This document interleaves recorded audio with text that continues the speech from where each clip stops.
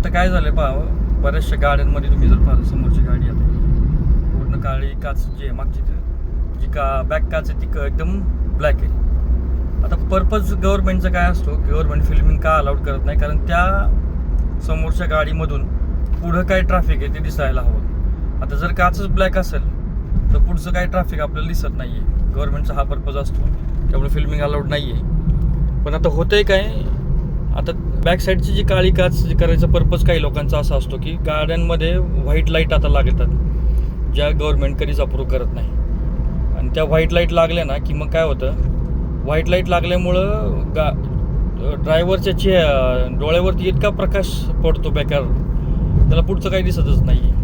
मग दुसरा पर्यायच काय उरत नाही की ती जी जर बॅक साईडची जी काच आहे ती जर काळी आपण केली तर मग तो जो पांढरा प्रकाश आहे तो पांढरा प्रकाश डोळ्यावरती पडणार नाही. म्हणजे आता नियम कोणीच फॉलो करत नाही. आता ॲक्च्युली असं होतं, आणि ज्याला फॉलो करायचं म्हटलं की त्याला त्रास सहन करावा लागतो.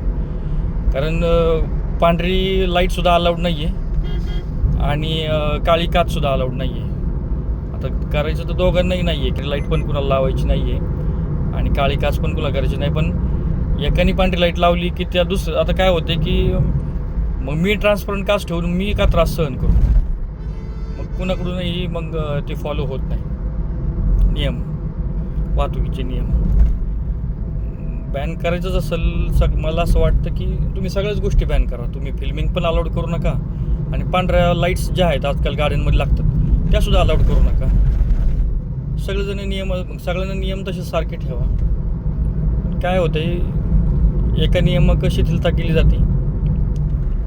सर्रास आता गाड्यांमध्ये पाहतो आपण इतकी बेकार पांढरी लाईट असते, ते रात्रीची गाडी चालवताना जर का समजा बॅक साईडला जर मागं पांढरी लाईटवाली गाडी असेल ना तर ते पुढं चालवणाऱ्याला त्या रिफ्लेक्शनमुळं पुढचं काही दिसतच नाही आहे.